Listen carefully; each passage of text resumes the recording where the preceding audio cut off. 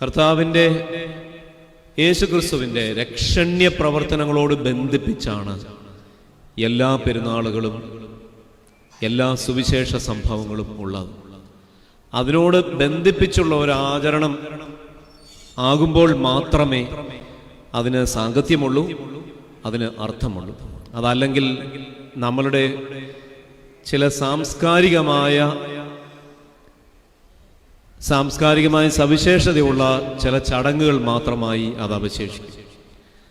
ഇത് ഇന്നത്തെ സന്ധിക്ക് നമ്മൾ വായിച്ച വിശുദ്ധ വേദഭാഗത്തിൻ്റെ ഈ തുടർച്ചയായി പറയുന്ന 3 സംഭവങ്ങൾ, അത് പരസ്പരമുള്ള ബന്ധം.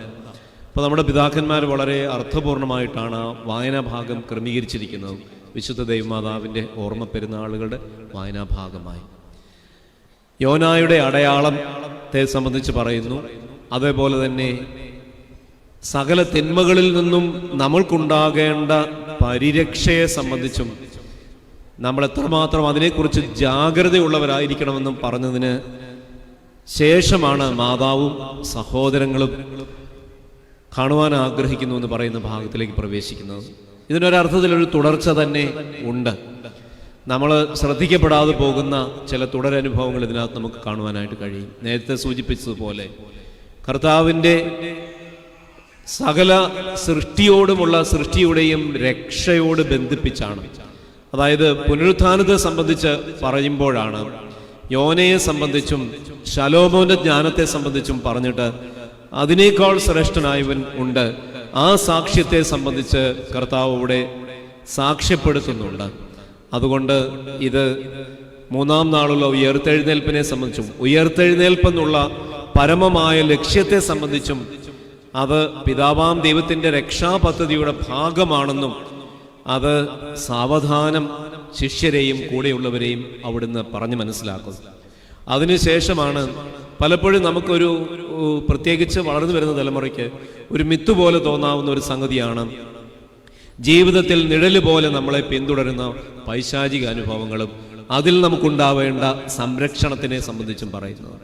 ചിലപ്പോഴും നമ്മൾക്ക് വളരെ വെടുപ്പും ശുദ്ധവുമുള്ള ഒരു തലത്തിൽ നിന്നുകൊണ്ടാണ് അത് സംസാരിക്കുന്നത്.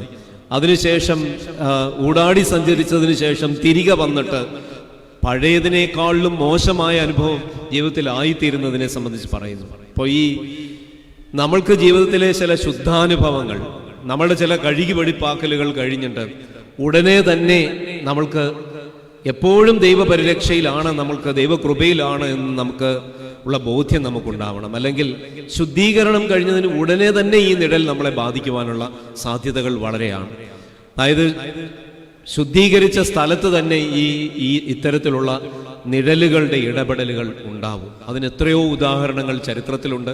കർത്താവ് തന്നെ യെരുശലേമിനെ സംബന്ധിച്ച് വിലപിക്കുമ്പോൾ ഏറ്റവും ശുദ്ധതകളുടെ ശുദ്ധസ്ഥലത്ത് സംഭവിച്ചു പോയ അപജയങ്ങളെ സംബന്ധിച്ചും രക്തച്ചൊരിച്ചിലുകളെ സംബന്ധിച്ചും ഒക്കെ സൂചിപ്പിക്കുന്നുണ്ട്. അതുകൊണ്ട് നമ്മൾ സദാ ജാഗ്രതയുള്ളവരായിരിക്കണം, തിന്മകളിൽ നിന്ന് ജാഗ്രതയുള്ളവരായിരിക്കണം.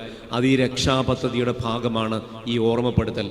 കർത്താവിൻ്റെ പുനരുത്ഥാനത്തിൻ്റെ പങ്കുകാരാണ് എന്ന് നമ്മൾക്ക് വിശ്വസിക്കാൻ സാധിക്കുന്ന സമയം തന്നെ നമുക്ക് ആ പരിരക്ഷയുണ്ട്. പലപ്പോഴും നമ്മൾ ചിന്തിക്കും, നമ്മൾ പലപ്പോഴും പറയാറില്ലേ, ഞാൻ പ്രാർത്ഥിച്ചു, എൻ്റെ പ്രാർത്ഥന കൊണ്ട് ഞാൻ നേടിയെന്ന് നമ്മൾ പറയും. ശരിയായിരിക്കാം, പക്ഷേ അത് നമ്മൾ അങ്ങനെ പറയുന്നതിനേക്കാളിലും കുറച്ചുകൂടി ഈ ആധ്യാത്മികമായി ചേർന്നു വരുന്നതും സത്യമായി ഉള്ളതും ഒരു കാര്യമെന്ന് പറയുന്നത് ദൈവം കരുണ ചെയ്യുന്നു എന്ന് പറയുന്നതാണ്. അതായത് നമ്മളെല്ലാവരും ബലഹീന പാത്രങ്ങളാണ്. മനുഷ്യൻ നമ്മൾ നേടിയതെന്ന് കരുതുന്ന വിജയമൊക്കെ അറിഞ്ഞോ അറിയാതെയോ ദൈവകൃപയിലാണ് എന്നുള്ള ബോധ്യം നമ്മുടെ മനസ്സിലുണ്ടാവേണ്ടതാണ്. അതുകൊണ്ട് നമ്മൾക്ക് ജീവിതത്തിലെ പരീക്ഷകളും ബുദ്ധിമുട്ടുകളും ഈ തിന്മയുടെ അപഹാരവും ഒക്കെ ഉണ്ടാവുമ്പോഴും നമ്മുടെ ആത്മവിശ്വാസം കൊണ്ടും നമ്മൾ വിജയിച്ചു എന്ന് നമ്മൾ പറയേണ്ടതില്ല. ദൈവകരുണ ഒന്നുകൊണ്ട് മാത്രമേ, അവിടുത്തെ കൃപയിൽ ഒന്നുകൊണ്ട് മാത്രമേ ഇത്തരത്തിലുള്ള നിഴലുകളുടെ അപഹാരത്തെ അധികരിച്ച് മുമ്പോട്ട് പോകുവാൻ നമുക്ക് സാധ്യമാവുകയുള്ളൂ. അതുകൊണ്ട് നമുക്കവിടെ ശ്രദ്ധ നിശ്ചയമായിട്ടും ആവശ്യമാണ്. അവിടുത്തെ വലിയ കൃപയിൽ നമുക്ക് ആവശ്യം. ഈ പറഞ്ഞുകൊണ്ടിരിക്കുമ്പോഴാണ് വലിയ ജനക്കൂട്ടമുണ്ടായിരുന്നു.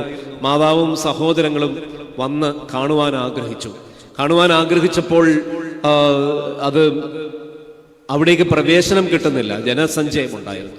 അപ്പോൾ ഈ വിവരം പറഞ്ഞു കർത്താവിനോട്. കർത്താവ് ചുറ്റുപാട് നിന്ന് പ്രത്യേകിച്ച് ശിഷ്യരെ ചൂണ്ടിക്കാണിച്ചിട്ട് പറഞ്ഞു, ഇവരാണ് എനിക്ക് മാതാവും സഹോദരങ്ങളും, എൻ്റെ ഇഷ്ടം, എൻ്റെ പിതാവിൻ്റെ ഇഷ്ടം ചെയ്യുന്നവരാണ് എൻ്റെ മാതാവും സഹോദരങ്ങളും എന്ന് പറഞ്ഞു.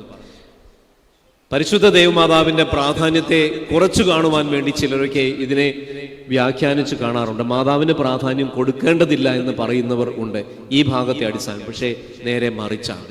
കാരണം പിതാവാം ദൈവത്തിൻ്റെ ലോകത്തെ സംബന്ധിച്ചുള്ള, പിതാവാം ദൈവത്തിൻ്റെ സൃഷ്ടിയെ സംബന്ധിച്ചുള്ള രക്ഷാപദ്ധതി, പിതാവിൻ്റെ ഇഷ്ടം പ്രവർത്തിച്ചതിൽ അഗ്രഗണ്യായി നിൽക്കുന്നത് പരിശുദ്ധ ദേവമാതാവാണ്. അത് എന്തോ ഒരു വലിയ ശക്തമായ സൂചനയാണ് നമുക്ക് നൽകുന്നത്. മാതാവ് മനുഷ്യരുടെ പ്രതിനിധിയാണ്, അതേപോലെ തന്നെ അനുകരണീയമായ ഏറ്റവും ശ്രേഷ്ഠമായ മാതൃകയാണ് എന്നുമുള്ള പാഠം നമുക്ക് ഇതിനകത്തു നിന്ന് ലഭിക്കുന്നുണ്ട് നിശ്ചയമായിട്ടും. അതുകൊണ്ട് ഈ രക്ഷാപദ്ധതിയുടെ ഭാഗമായി നിലനിൽക്കുന്നത് കൊണ്ടാണ്, പിതാവിൻ്റെ ഇഷ്ടം ചെയ്തതുകൊണ്ടുമാണ്, പിതാവിൻ്റെ ഇഷ്ടം അനുവർത്തിച്ചത് കൊണ്ടുമാണ് പരിശുദ്ധ ദൈവമാതാവിൻ്റെ പെരുന്നാളുകളും നമ്മെ സംബന്ധിച്ച് പ്രാധാന്യമുള്ളതായി തീരുന്നത്. ക്രിസ്തു സംഭവത്തോട് ചേർന്ന് വരുന്നതാവണം നമ്മുടെ ജീവിതത്തിലെ സർവ്വസംഭവങ്ങളും. അതിനകത്തുനിന്ന് ഒഴിവാക്കിക്കൊണ്ടൊരു കാര്യമില്ല. അത് നമ്മുടെ എന്ത് ക്രയവിക്രയങ്ങളായിക്കൊള്ളട്ടെ, സാമൂഹികമായ ജീവിതമായിക്കൊള്ളട്ടെ, നമ്മുടെ കുടുംബത്തിലെ അനുഭവങ്ങളായിക്കൊള്ളട്ടെ, അവിടെയെല്ലാം ക്രിസ്തുവിൻ്റെ രക്ഷാപദ്ധതിയോട് നമ്മളെ ചേർത്ത് വയ്ക്കുവാനായിട്ട് നമുക്ക് സാധിക്കട്ടെ. ഈ പെരുന്നാൾ അനുഭവം നമുക്ക് അനുഗ്രഹത്തിനായി തീരട്ടെ. സർവ്വതും ദൈവത്തിൻ്റെ കരുണയിലാകുന്നു എന്നുള്ള ബോധ്യത്തിൽ പിതാവാം ദൈവത്തിൻ്റെ ഇഷ്ടത്തെ അനുകരിച്ച് അനുഷ്ഠിച്ച പരിശുദ്ധ ദേവമാതാവിൻ്റെ ഈ പെരുന്നാൾ നമുക്ക് അർത്ഥപൂർണമായി ആചരിക്കാം. ദൈവത്തിൻ്റെ പരിശുദ്ധാത്മാവ് നമ്മെ നയിക്കട്ടെ.